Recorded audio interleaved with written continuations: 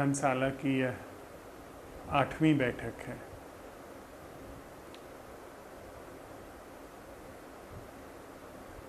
यह बड़ी मनोरम सांझ है। अभी अभी सूरज ढला है, चारों तरफ बादल छाए हुए हैं, बूंदाबांदी हो रही है।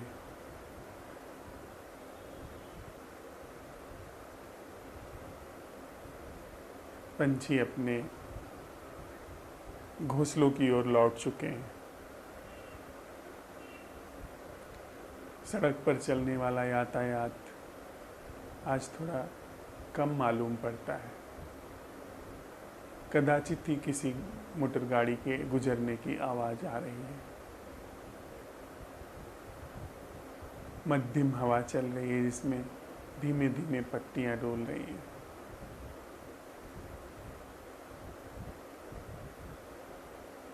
और न कोई दुर्गंध है, न ही कोई सुगंध है। नासापुट तटस्थ मालूम पड़ते हैं।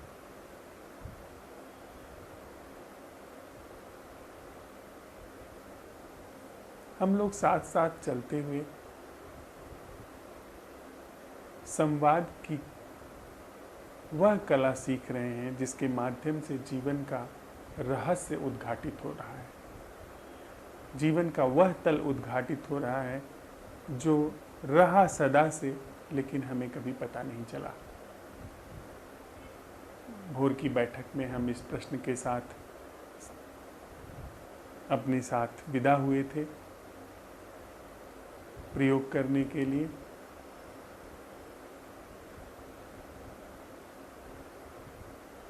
कि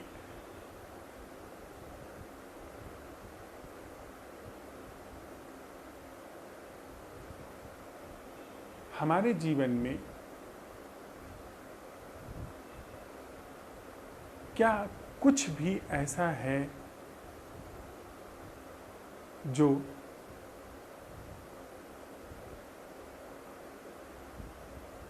सोच विचार की उत्पत्ति न हो?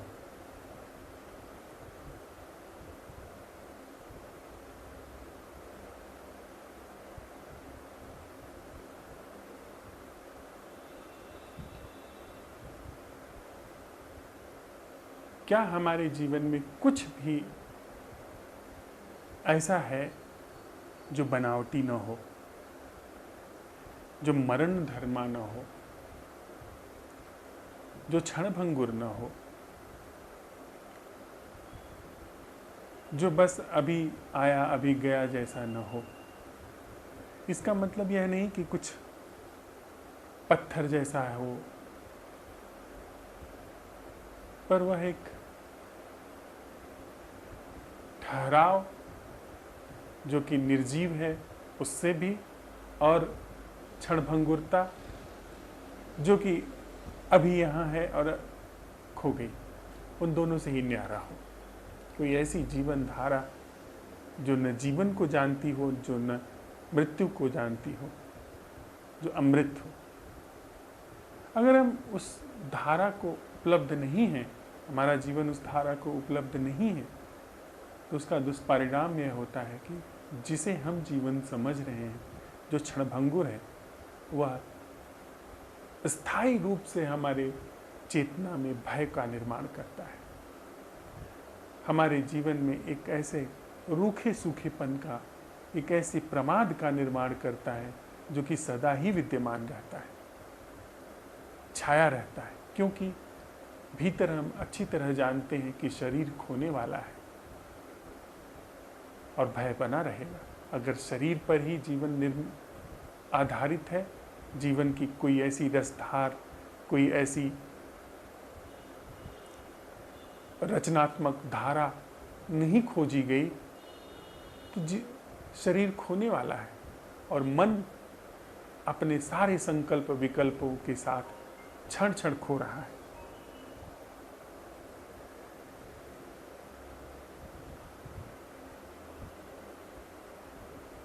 उसके सारे जो संकल्प विकल्प हैं वे बार बार बदल रहे हैं, और अगर न भी बदल रहे हों तो भी वह ऐसा है जैसे कि एक मशीन, एक यंत्र, उसके बने रहने से या उसके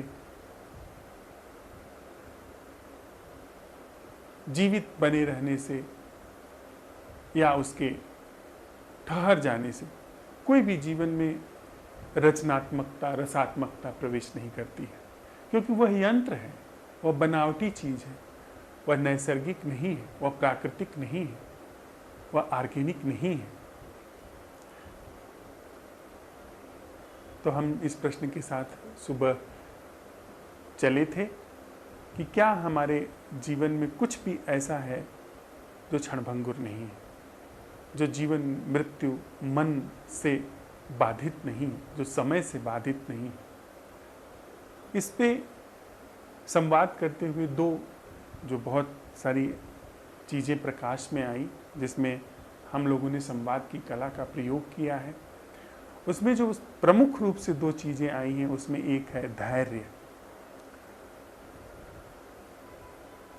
और दूसरा कि क्या जो हम कला सीख रहे हैं इससे जो वास्तविक अर्थ हैं वे हम समझ पाएंगे, हृदयंगम कर पाएंगे। अर्थात अगर हम एकाग्र नहीं हुए जो चीज़ कही जा रही है, तब तो हम जो कहा जा रहा है उसे समझ ही नहीं पाएंगे। तो ये दो प्रमुख चीज़ें हमारे प्रकाश में आई हैं संवाद में, जिसे ले लेना समीचीन होगा। पहली चीज धैर्य। धैर्य हम उस भाव को कहते हैं जो हमारे अभीष्ट लक्ष्य की प्राप्ति तक के लिए हमको उस लक्ष्य पर बनाए रखता है, उस लक्ष्य की जो राह है उस पर हमें स्थिर रखता है। यह वह भाव है धैर्य। तो जिस धैर्य को हम जानते हैं वह ऐसा है कि हम रुपया कमाना चाहते हैं, हम किसी रिश्ते को चाहते हैं, किसी स्त्री या पुरुष को चाहते हैं, अपने साथ में उसको कर लेना, या कोई पद चाहते हैं। तो जो हम चाहते हैं, जो हमारा अभीष्ट है, जो हमारा लक्ष्य है, उस लक्ष्य को हासिल करने तक, उसके तक जो राह जाती है उस लक्ष्य तक, उस पर बने रहने के भाव को, उससे न बिखरने के भाव को हम धैर्य कहते हैं। तो यह प्रश्न आया कि जब हम ये संवाद की कला सीख रहे हैं और संवाद की कला के माध्यम से ध्यान की कला सीख रहे हैं, अर्थात हमारे चित्त में भीतर से लेकर के बाहर तक जो विचार चल रहे हैं, जो यांत्रिकता चल रही है, उसमें अवधान को जब अवसर मिला है तो वह जो सारी छवियां और विचारों के रूप में सारी ध्वनियां गतिमान हैं, उन पर यह प्रश्न उठता है कि उनको अटेंड करना क्या है, उनके प्रति उपस्थिति क्या है।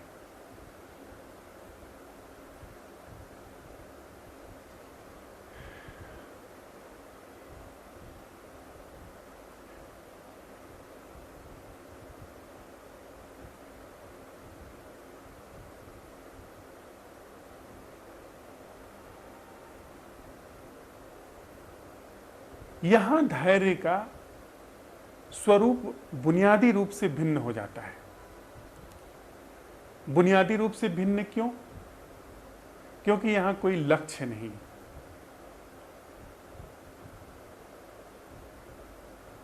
हमारा ही जब यह प्रश्न होता है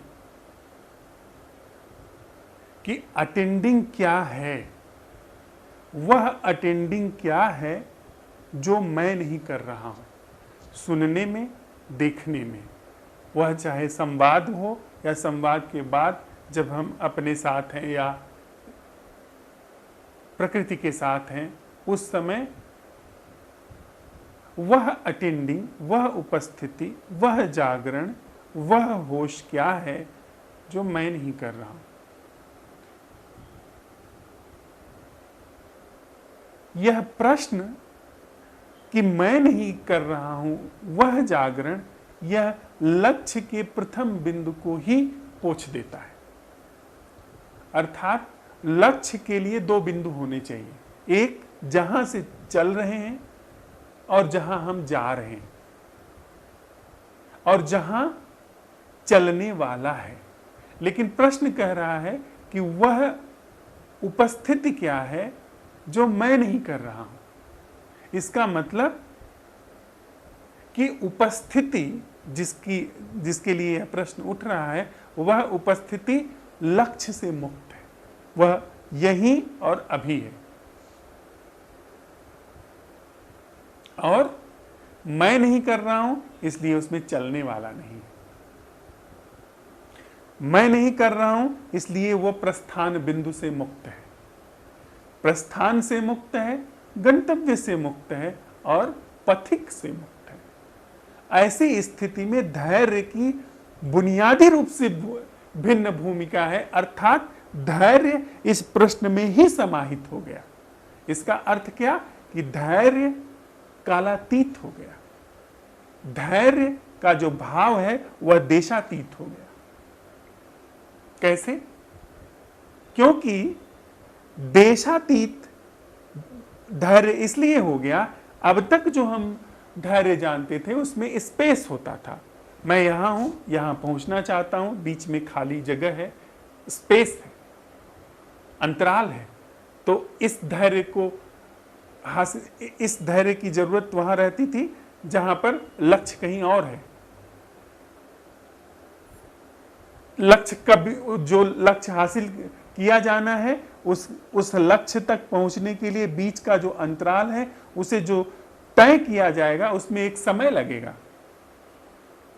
तो उसमें समय भी है धैर्य में और स्पेस भी है जिसे तय किया जाना है।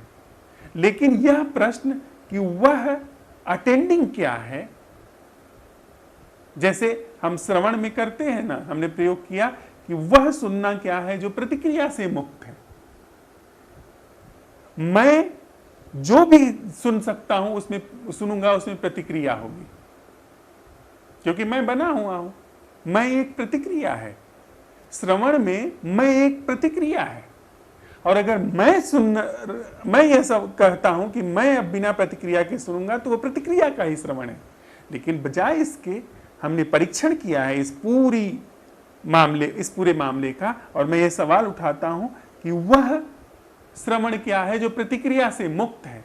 इसका मतलब वहां पर कोई स्पेस नहीं है सुनने वाले का और सुनने वाले से, सुनने वाले का और जो चीज सुना जा रहा है उससे, क्योंकि वहां कोई मैं नहीं।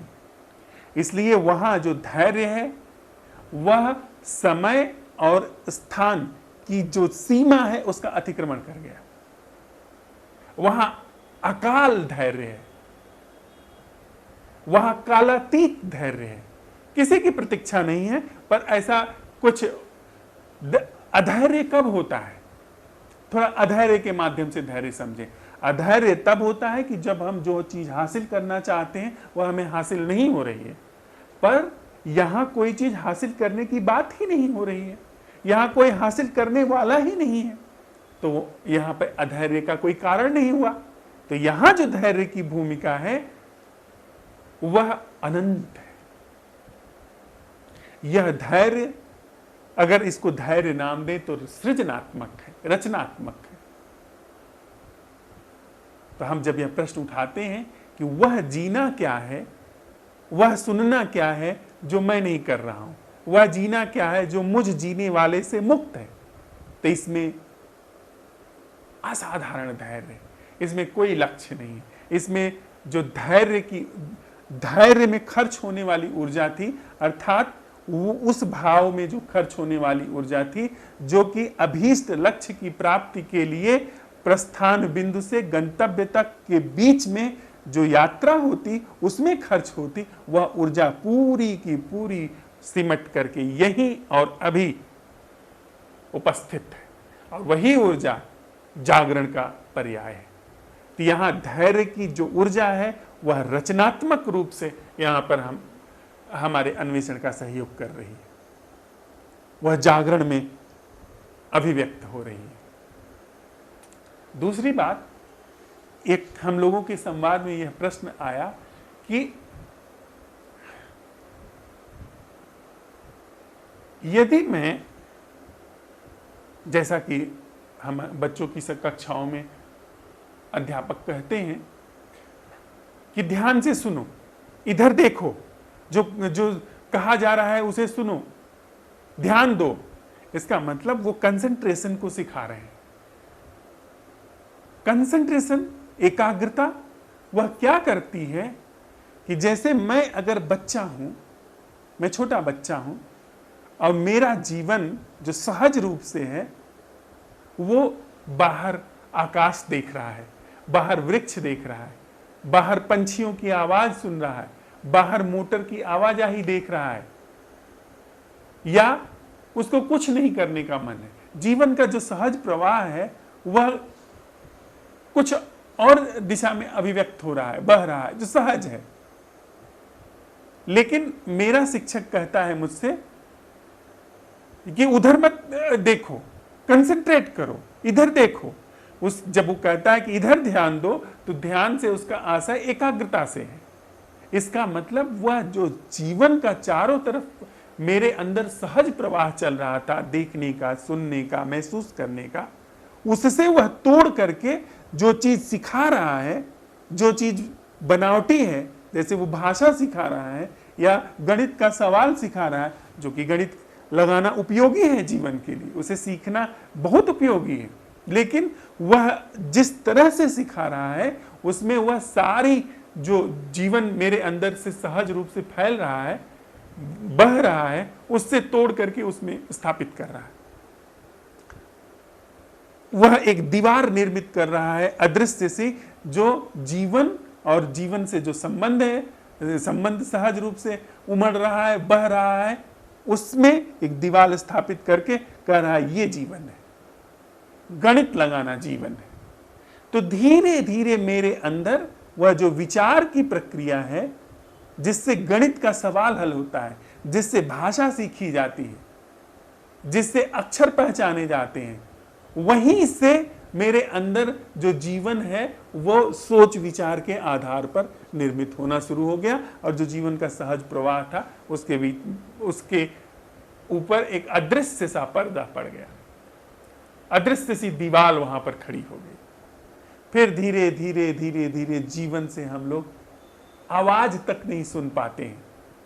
हमारा जो पूरा जीवन प्रवाह है वह सिर्फ सोच विचार में घूमता रह जाता है, सोच विचार में चलता रह जाता है। बजाय इसके, यदि मैं शिक्षक हूं और मैं बच्चे को पढ़ा रहा हूं, उसे अगर मैं कोई भय न दूं, जो कि मैं इधर देखो नहीं तो तुम फेल हो जाओगे, नहीं सीखोगे तो फेल हो जाओगे, या जो मैं उसको लालच देता हूं कि इधर देखो, अगर तुम सीखोगे तो कक्षा में प्रथम आ जाओगे, दो ही चीजें मैं उपयोग कर रहा हूं, या तो भय का या तो लोभ का, या लालच दे रहा हूं उसको, लालच की जो शैली है, बनावटीपन है, अब तक मेरी किसी से प्रतिस्पर्धा नहीं थी, वह मेरे अंदर प्रतिस्पर्धा निर्मित कर रहा है कि तुम उससे श्रेष्ठ हो जाओगे, उससे ऊपर हो जाओगे।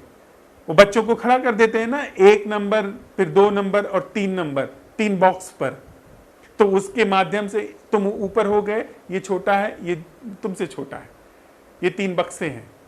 तो वो जो उसके अंदर एक बनावटी चीज डाली जा रही है, भय के माध्यम से, लालच के माध्यम से, उसके माध्यम से मैं तोड़ रहा हूं। तो यह अगर समझदार शिक्षक हूं और मैं अगर बिना तोड़े जीवन से बच्चे को पढ़ा रहा हूं, तो उसके साथ में बहूंगा, जहां उसका जीवन बह रहा है उसके साथ बहूंगा, उसे डराऊंगा नहीं, उसको उसके जीवन से नहीं तोड़ूंगा, उसको जिससे वो संबंधित है सीधे सहज रूप से उससे नहीं तोड़ूंगा, उसी के साथ बहते हुए बिना डराए, बिना लालच के सहज रूप में उसको सिखाना शुरू करूंगा।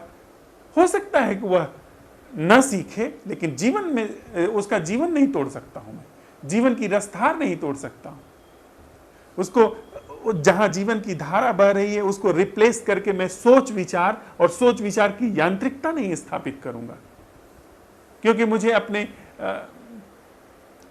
स्कूल में दिखाना है कि मेरे कक्षा के बच्चे सब गणित में पास हो गए, सारे बच्चे विज्ञान में पास हो गए। मेरी ऐसी कोई स्थिति नहीं है। बच्चे ढीले ढाले हों कोई बात नहीं, हाँ उनके साथ मैं सीखूंगा, मैं खुद भी सीखूंगा। जो मैं जीवन से टूट गया हूं, मैं सिर्फ सोच विचार में रह रहा हूं, मैं भी बच्चे से सीखूंगा कि बच्चा कैसे जीवन के सहज प्रवाह में डूबा हुआ है, जीवन का सहज प्रवाह उसमें कैसे बह रहा है, उससे मैं सीखूंगा। और उसे सीखने में मैं उसको ये जो जीवन का सुविधा वाला क्षेत्र है उसे कन्वे कर दूंगा। जैसे वह जो पंछी है उसकी आवाज सुनते सुनते मैं उसको कन्वे करूंगा, देखो जैसे वो पंछी है, क्या हम ऐसे सीख सकते हैं उस पंछी की। यहाँ देखो वहाँ कबूतर बैठा है, यहाँ कबूतर, उसकी देखे हम आकृति, वो सच्चा है। यहाँ हम लोग पढ़ने के लिए क से कबूतर का आवाज निकालो। इस तरह से न जाने कितनी विधाएं, न जाने कितने तरीके हम खोज सकते हैं फिर शिक्षा के। फिर हम वो खतरा क्या होता है जब जीवन से व्यक्ति टूट जाता है, फिर भय होता है, शोक होता है, दुख होता है, अकेलापन होता है, लोभ होता है, हिंसा होती है, जलन होती है, ईर्ष्या होती है, मोह होता है, आसक्ति होती है, परिग्रह होता है। क्यों? क्योंकि जीवन से टूट गया हूं, जीवन से मुझे उखाड़ दिया गया है, जीवन से तोड़ दिया गया है। तो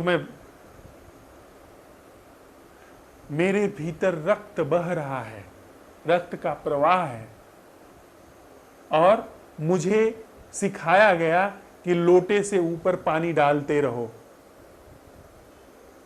इधर से पानी एक लोटा भरो, सिर पर पानी डालते रहो, दूसरे हाथ से दूसरा लोटा भरो, यह लोटा खाली हो जाए, इधर से पानी डालते रहो। क्योंकि अगर यह पानी जो ऊपर से तुम्हारे शरीर पे बह रहा है, यह अगर नहीं बहेगा तो तुम नाकाम सिद्ध हो जाओगे, तुम मृत हो जाओगे, तुम असफल व्यक्ति हो जाओगे, समाज में तुम स्थापित नहीं हो पाओगे। यह जो बाहर से मैं अपने ऊपर पानी डालना सिखा दिया गया, उसने मुझे ऐसा धोखा दे दिया कि अगर यह पानी डालना बंद हो जाएगा तो मैं मर जाऊंगा। सोच विचार और सोच विचार से स्थापित चीजें, सोच विचार से स्थापित संबंध, उनको अगर नहीं बना के रखूंगा, नहीं स्थापित करके रखूंगा, तो मैं अकेला पड़ जाऊंगा, मैं टूट जाऊंगा, जबकि ऐसा संभव ही नहीं।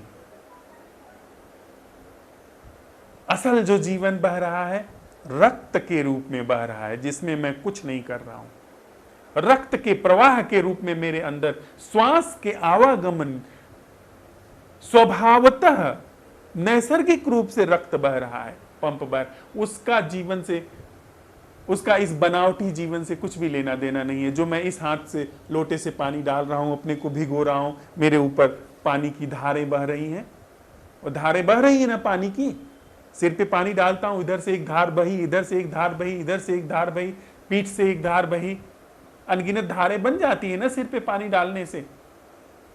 ये प्रतिष्ठा की धार है, ये संबंध की धार है, ये ऑफिस की धार है, ये रुपए की धार है, ये ऐसा हुआ था, वैसा हुआ था, ऐसा होना चाहिए, वैसा नहीं होना चाहिए। ये सारी चीजें जो सोच विचार के रूप में अंदर चल रही हैं, इसने फिर अगर नहीं, अरे पानी कहीं छूट न जाए, डर है। वह पानी कैसे छूट न जाए? वह जो मैंने संस्था के माध्यम से संबंध पकड़ा हुआ है, जो मैंने पति को पकड़ा हुआ है, वह पानी की धार डाल ही रहे हैं। पति को संतुष्ट करना, पत्नी को संतुष्ट करना, उससे बना करके रखना, हमेशा उसे पकड़े रहना कि अगर ये छूट गई या छूट गया तो फिर जीवन का क्या होगा, मैं अकेला पड़ जाऊंगा, मेरी सांसें क्या, गहरा सम्मोहन चल रहा है, इसलिए मैं लगातार पानी डाल रहा हूं। नहीं स्वच्छ पानी मिल रहा है तो गंदा पानी डाल रहा हूं। कोई संबंध नहीं है, होता है ना, जब कोई संबंध नहीं मिलता है, हम जाके किसी किसी भी व्यक्ति से संबंधित हो जाते हैं जो हमारे जीवन के अनुकूल नहीं है। अकेले रहने से बेहतर हम समझते हैं कि किसी के साथ हो जाए, शराबी के साथ हो जाए, जुआरी के साथ हो जाए, पर अकेले न रहे। अकेले रहना खतरे से खाली लगता है। कुछ न करना इतना भयावह लगता है।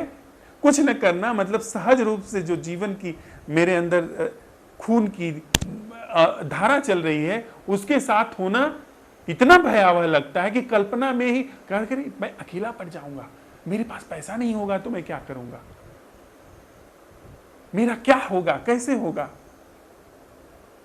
वह हम इतना भयभीत रहते हैं। फिर आप अगर एक बनावटी चीज पर उपयोग करें तो आपको लगातार उसमें लगे रहना पड़ेगा, लगातार सोचते रहना पड़ेगा। इसके बाद क्या करना है, वो हम कहते हैं ना, जैसे दूसरे को सुनते हैं संवाद में, तो सुनने में अंदर अंदर तैयारी चलती रहती है कि यह चुप हो और झट से मैं बोलूं, तैयारी रखूं कि इसको एक कैसे माकूल जवाब देना है। बोलने में भीतर सोचना विचारना चलता रहता है कि अगर कहीं सोचने विचारने में चूक हुई, कहीं कुछ गलती हुई, तो इसका मतलब फिर मैं ठीक से नहीं बोल पाऊंगा। एकदम घबराहट, विकलता, बेचैनी अंदर हमेशा विद्यमान रहती है सुनने में, बोलने में, कि कैसे मैं दूसरे को कन्विंस कर ले जाऊं, जो बात कह रहा हूं वह उसको भली भांति मेरे अनुकूल जैसा मैं चाहता हूं वैसा ही उसको हो जाए। तो अंदर एक विकलता, बेचैनी हमेशा बनी हुई है। क्यों? क्योंकि मैंने इसी बाहर के जीवन को जीवन समझा है। नहाने का उपयोग है, ऊपर मैल जम जाती है, उसका उपयोग है। विचार का उपयोग है, रुपए का उपयोग है, इस घर का एक उपयोग है, बिजली का उपयोग है। लेकिन यही सारी चीजें जीवन नहीं है। जहां संबंध है वहां ये बिजली का, पंखे का होना अगर महत्व रखता है। वो कहते हैं ना कि जैसे मैं चुटकुला देख रहा था जिसमें उसने पिज्जा नहीं खिलाया इसलिए ब्रेकअप हो गया, शादी में पर्याप्त दहेज नहीं मिला इसलिए संबंधों में खटास आ गई। वही तो हम लोगों ने समाज निर्मित किया है ना। पत्नी ने किसी की ओर देख लिया, संबंधों में खटास आ गई। वही बाहर से जो निर्मित है, अंदर का पता ही नहीं कि वह संबंधित होना क्या है जो सोच विचार से मुक्त है। ऐसा कोई हम संबंध जानते ही नहीं, ऐसा कुछ हमको पता ही नहीं। ऐसा जीवन जो इस सोच विचार से मुक्त है, उससे वह हमको तभी तोड़ दिया गया जब हमारे माता पिता ने कहा ध्यान दो, इधर देखो, ऐसा करोगे तो तुम्हें पुरस्कार मिलेगा, ऐसा करोगे तो तुम्हें दंड मिलेगा। वहीं से टूट गए। पर हम अपने संवाद में जो हम प्रयोग कर रहे हैं यहाँ पर साथ साथ चलते हुए इस ध्यानशाला में, उसमें हम यह प्रश्न उठा रहे हैं कि वह जीना क्या है जो सोच विचार, इस जो पानी के बबूले जैसा जीवन है, इसकी धारा से, इसके ढंग से मुक्त है। अर्थात मैं अगर शिक्षक हूं तो एकाग्रता नहीं सिखाऊंगा, उसको तोड़ नहीं लूंगा हर जगह से, उसको सिखाऊंगा बिना बेटा जो तुम सहज रूप से जीवन तुम्हारा है उसको देखे हुए उससे टूटो मत, उसमें बहते रहो, पंछी को सुनते रहो, इसको जो दृश्य है इसे देखते रहो, इसको देखते देखते इसके प्रति अवेयरनेस रखते हुए क्या यह चीज तुम साथ में सीख सकते हैं। वह कला जो अस्तित्व से तोड़ करके नहीं, अर्थात जो हम लोग प्रयोग कर रहे थे ना कि भाषा कि जो भी सुनाई दे रहा है उसको बिना बांटे, उसको बिना तोड़े सुनना। हम बांट बांट के सुनते हैं, इसकी आवाज है, इसकी आवाज है, ये इसकी आवाज है, उसमें बिना विभाजन किए हुए सुनना, और उस सुनने में फिर भाषा से जो चीज आ रही है उसके अर्थ तक पहुंचना। भाषा से जो अर्थ प्रकट हो रहा है उसको सुनना, पर यहां पे आवाज को छोड़ मत देना, जो ध्वनियां आ रही हैं उसको छोड़ मत देना, उसका एक छोटा सा हिस्सा वह जो भाषा में आया है, जो आप हिंदी भाषा बोलेंगे तो मेरे कानों में जा रही है, इस पंखे की आवाज मेरे कानों में जा रही है, ये केवल आवाज तक सीमित हो जा रही है, पर आप जो हिंदी भाषा बोलेंगे मेरे कानों में जाएगी, उसका अर्थ प्रकट होगा, उसके प्रति प्रतिक्रिया भी हो सकती है। पर बिना इस आवाज को छोड़े जो यहां पर घटित हो रही है, भाषा में प्रवेश करना, अर्थात अवेयरनेस, वो जो अवेयरनेस का एक हिस्सा है वह केवल भाषा में जाए, बाकी सारी अवेयरनेस बनी रहे, अर्थ में जाए, आशय में जाए, बाकी अवेयरनेस बनी रहे। यानी हम अपने जो सहज जीवन था, जो सब कुछ अखंड सुनता था, जैसे बच्चा पंछी की भी आवाज अखंड रूप से सुन रहा है और टीचर की भी आवाज अखंड रूप से सुन रहा है, पर टीचर पंछी की आवाज तोड़ करके सिर्फ अपनी सुना रहा है, नहीं, उसको तोड़े बिना मैं सुनने की कला सीख रहा हूं, मैं नहीं, सुनने की कला सीखी जा रही है। कंसंट्रेट करके देखने के बजाय ऑब्जर्वेशन हो रहा है, जिसमें कुछ भी चुना नहीं जा रहा है, और जिसमें जिस चीज को का आशय है वह आशय भी भली भांति अंदर प्रकट हो रहा है। हमारी पूरी ऊर्जा सिकुड़ गई है, हमारी संभावनाएं बिल्कुल सिकुड़ गई हैं, पर जैसे हम अवेयरनेस की ऐसी विराट संभावनाओं को चुनौती देते हैं, वे संभावनाएं उद्घाटित होने लगती, वे प्रकट होने लगती। हम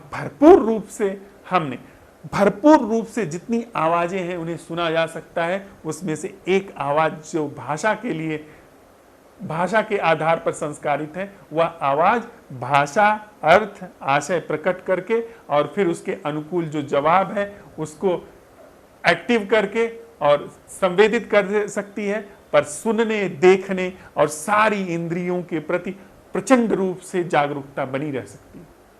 इट इज पॉसिबल, यह परिपूर्ण रूप से संभव है, और ऐसी अवेयरनेस में दुख को लेश मात्र भी जगह नहीं, क्योंकि विचार के द्वारा स्थापित जीवन प्रतिस्थापित हो गया, वह हट गया, वहां पे अवेयरनेस जगह ले रही है, वहां पर वह जो सहज रूप से देखना, सुनना, महसूस करना, सूंघना, वह जीवंत रूप से चल रहा है, और साथ ही साथ इंद्रियां जीवंत रूप से अपनी परिपूर्ण क्षमता में एक्टिव हैं, और भीतर एक विराट आयाम जीवन का उद्घाटित हो रहा है, जो कि अज्ञेय है, जो कि प्रकृति के द्वारा निर्मित इन इंद्रियों के पार है, वह भी उद्घाटित हो रहा है।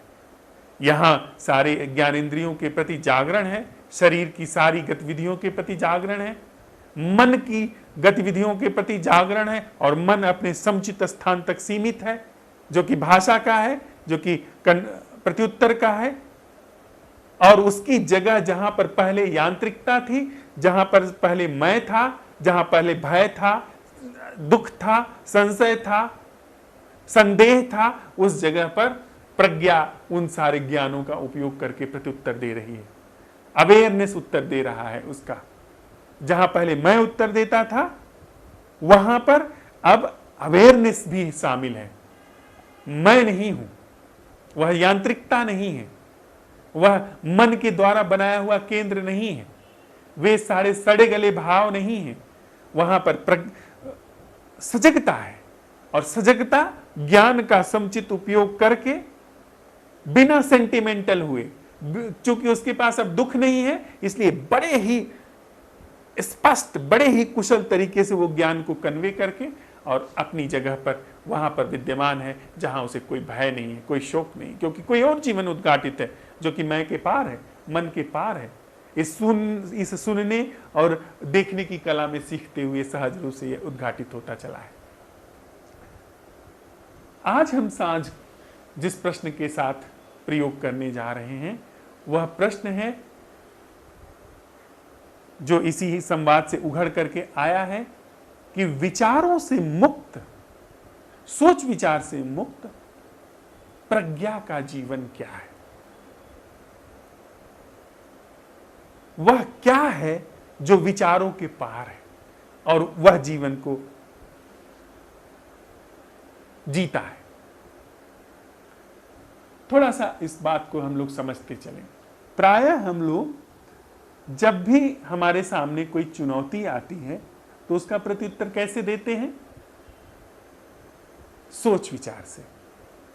मेरे सामने मैं कार चला रहा हूं और मेरे सामने कोई जानवर, कोई सांड आ जाता है, तत्क्षण सेकंड के 1000वें हिस्से में सोच विचार कायम करता है और मेरा पैर जो है ब्रेक पर चला जाता है, एक्सेलेटर से हट जाता है, हाथ जो है वो बाईं तरफ या दाहिनी तरफ घूम जाते हैं, जो स्टीयरिंग है वो जिस तरफ खाली जगह है वहां घूम जाती है। यानी हमको जैसे ही सामने से चुनौती आई, सोच विचार आया और सोच विचार ने रिस्पॉन्ड किया, वह उचित भी है। लेकिन जहां मैं जीवित हूं, जहां संबंध है, मानवीय संबंध है, प्रकृति के साथ संबंध है, वहां पर सोच विचार क्यों है? मेरे जीवन में जहां जीवन का प्रवाह बह रहा है वहां सोच विचार क्यों है? मान लीजिए मैं यहां पर बैठा हूं, सांझ है, सूरज ढल रहा है, उस सूरज को ढलते हुए देखते समय मेरे अंदर सोच विचार क्यों काम कर रहा है? वह जो सामने अद्भुत रंगों को लिए हुए सूरज डूब रहा है, वहां सोच विचार क्यों है?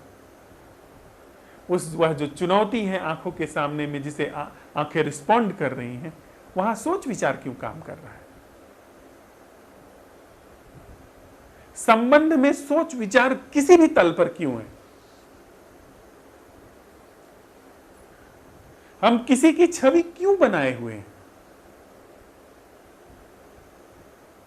किसी भी व्यक्ति की मेरे अंदर छवि क्यों है? वह पुकारने वाले नाम की नहीं, वह थोड़ा सा जो परिचय है वह नहीं।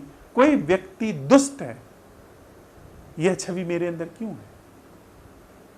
कोई व्यक्ति ठग है, यह छवि मेरे अंदर क्यों है?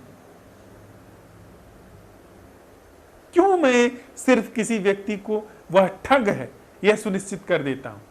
जितना उसका ठगी वाला जो व्यवहार है उससे मुझे सावधान रहना है, लेकिन वह व्यक्ति जो काम कर रहा है, जो व्यवहार किया है, उतना ही वह व्यक्ति नहीं है। उसके पीछे विराट है जो वो खुद भी नहीं जानता। किसी भी स्थिति परिस्थिति की जीवन के मेरे अंदर जानी पहचानी धारणा क्यों है? कल के विषय में, कल यह जो अज्ञेय का जीवन प्रवाह चल रहा है, जो पहाड़ों के गर्भ में हो रहा है, जो वृक्षों के हृदय में हो रहा है, जो आसमान के पटल पर हो रहा है, मैं नहीं जानता उसमें वहां क्या हो रहा है, वहां कैसे जीवंतता चल रही है।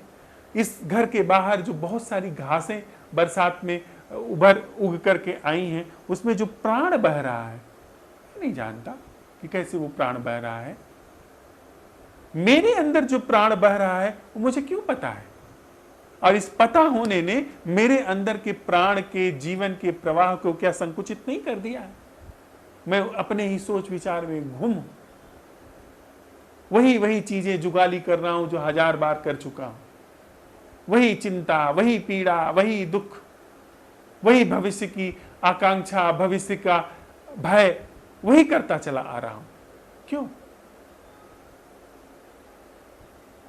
क्या ऐसा नहीं हो सकता जैसे कि घासों में, उगी हुई घास में जो जीवंतता है, बहते हुए पानी में जो जीवंतता है, जो प्रवाह है, जो अज्ञेय सृजनात्मकता है इस पूरे अस्तित्व में जो बह रही है, उसी प्रवाह में मैं बहूं, उसी अज्ञेय में मेरा जीवन प्रवाह हो।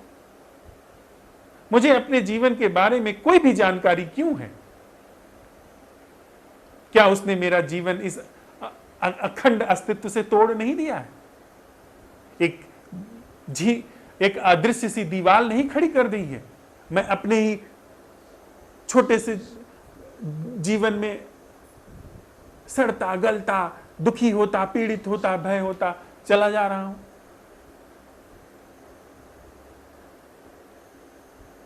यदि यह नहीं है, जो कि हम प्रश्न उठाते हैं तो नहीं पाया जाता, यह एक सच है। यदि यह नहीं है कि जहां पर जीवन है, जहां पर संबंध है, वहां पर इस प्रश्न के साथ कि वह जीना क्या है जो सोच विचार और सोच विचार के द्वारा बनाए गए मैं से सर्वथा मुक्त है। उसके द्वारा यह पूरी विचारों की यांत्रिकता, मैं का बनावटीपन पोंछ दिया गया, मिटा दिया गया। तो वहां पर क्या है? क्या वहां पर अखंड अस्तित्व की जो जीवंतता है वह वहां बहने नहीं लगेगी? क्या वहां पर वह प्रवाह बहने नहीं लगेगा जो उस घास के अंदर प्राण के रूप में बह रहा है? वह वहीं पर है, पर हमने उस पर एक विचारों का पर्दा डाला हुआ है, यांत्रिकता का, निरंतरता का पर्दा डाला हुआ है, कंटिन्यूटी का पर्दा डाला हुआ है, लगातार सोचते रहने का पर्दा डाला हुआ है, या थम जाने का, विचारहीन होने का पर्दा डाला हुआ है, सो जाने का पर्दा डाला हुआ है, प्रमाद का पर्दा डाला हुआ है।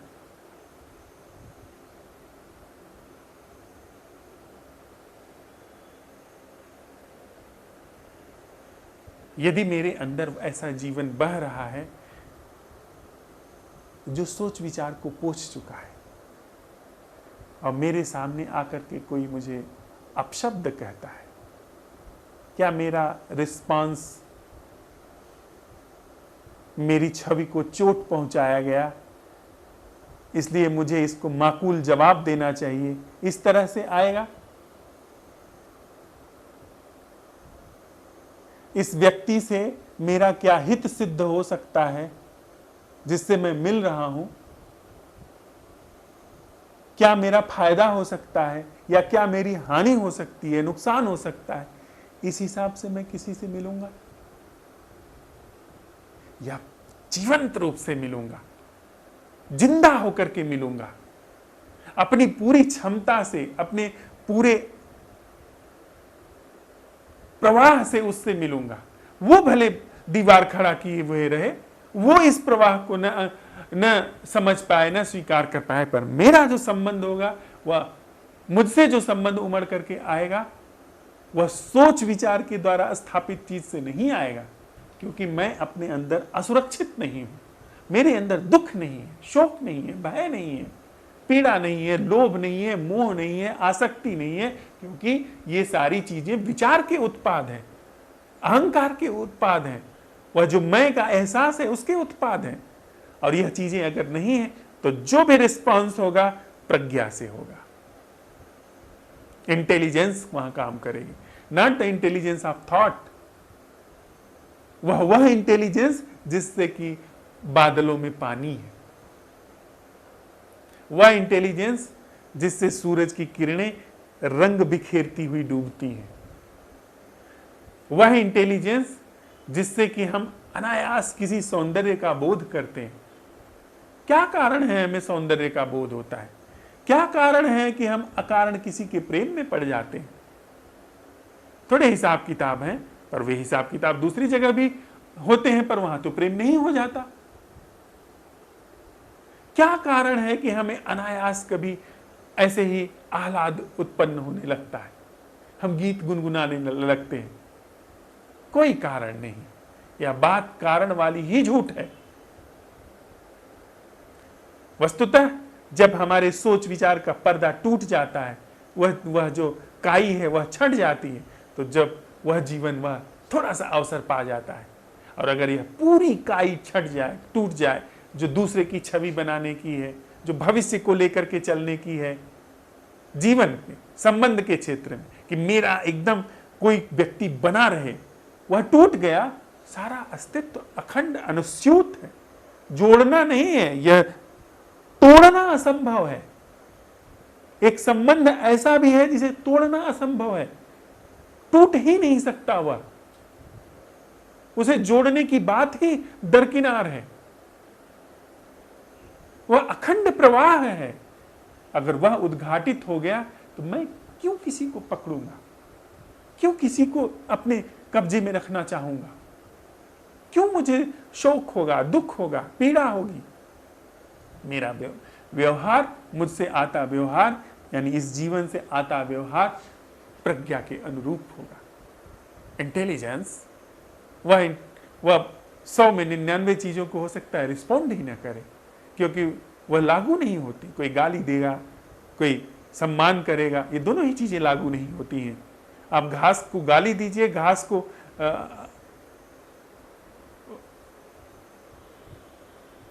भारत रत्न दीजिए, आप घास को, आप पहाड़ को बड़ी अर्चना पूजा कीजिए, कोई फर्क नहीं पड़ता, वो जिंदा बना हुआ है।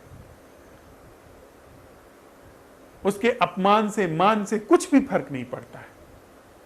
जो सच्चा जीवन है, उस अपमान मान की या जो हमारी जीवन शैली है, उससे कोई भी फर्क नहीं पड़ता। तो आज हमारा जो अन्वेषण के लिए प्रश्न है, वह जीवन क्या है? इस प्रश्न के सापेक्ष प्रज्ञा का जीवन, जिसमें विचार जीवन और संबंध के क्षेत्र में बिल्कुल हस्तक्षेप नहीं करते, उसको ध्यान में रखते हुए आज हमारा प्रश्न रहेगा कि प्रज्ञा के अवतरण के लिए, प्रज्ञा के जागरण के लिए वह जीना क्या है, वह संबंधित होना क्या है, जो सोच विचार की जड़ों से भी मुक्त है। सोच विचार और सोच विचार का यह केंद्र मैं, इससे मुक्त है, गहराई से ही मुक्त है। वहां पर कोई भी मैं को ख्याल भी नहीं। जिसका ख्याल, जिसका पता मुझे चलता है, वह संबंध अस्तित्व का संबंध नहीं है, वह नैसर्गिक संबंध नहीं है। मुझे घास और पहाड़ के बीच संबंध का पता नहीं चलता है। मुझे बादलों और धरती के बीच संबंध का पता नहीं चलता है कि वो कैसे काम कर रहा है, कैसे उनके बीच में जीवन प्रवाहित हो रहा है। तो जो सच्चा नैसर्गिक संबंध है, उसका मुझे पता नहीं चल सकता। मुझे सिर्फ यांत्रिक बनावटी संबंधों का पता चल सकता है। इसलिए संबंधों में और जीवन में वह जो प्रज्ञा है अस्तित्व की, जिससे सूरज उगता है, डूबता है, जिससे चांद है, तारे हैं, जिससे यह अखिल ब्रह्मांड है, इसमें जो भी कुछ हो रहा है, जो भी कुछ महोत्सव की तरह है, या जो इसके पार है, जो अखंड है, जो क्रिया शून्य है, वह जो जीवन मृत्यु से मुक्त है, जो अमृत है, वह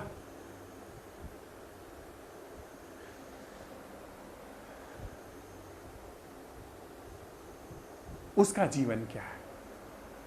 कहीं और नहीं।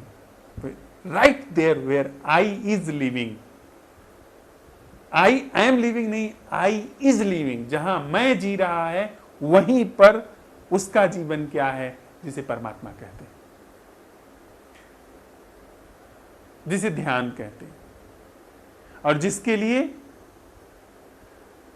यह पूरी विचार और सोच और मेरी पूरी संरचना का अंत होना स्वाभाविक है। तो आज हमारे रात भर अन्वेषण के लिए, रात भर जिस प्रश्न के साथ हम रहने वाले हैं, या कुछ अगर इसमें संशय है, कुछ प्रश्न आते हैं, तो उस पर हम अभी संवाद कर लेंगे। वह है कि वह जीना क्या है, जो वह प्रज्ञा का जीना क्या है, अर्थात जीवन और संबंध के क्षेत्र में जो जीवन का प्रवाह है, उसमें जो हम सोच विचार करके, सोच विचार को माध्यम बना करके संबंधित होते हैं, उस माध्यम को हटा करके सीधे जीवन में प्रवाहित होना क्या है, अर्थात सीधे सोच विचार से मुक्त जीवन और संबंध के क्षेत्र में प्रज्ञा क्या है, जो जिसके लिए विचार का अंत होना, जिसके लिए मैं का अनंत होना, मैं का अंत होना अवश्यंभावी, अर्थात वह जीना क्या है जो मैं और इसकी सारे सोच विचार के क्रियाकलापों से मुक्त है। आज हम लोग इस प्रश्न के साथ रहते हैं, और फिर जो भी कुछ हमारे अन्वेषण में निकल करके आता है उसको साझा करते हैं भोर की बैठक में। जो भी हम लोगों ने अभी कहा सुना है, जो साझा हुआ है, उसके साथ थोड़ी देर बैठते हैं, और उसके बाद अगर कुछ प्रश्न होंगे तो हम लोग ले लेंगे, नहीं तो भोर तक की बैठक के लिए अपने साथ प्रयोग करने के लिए हो जाएंगे।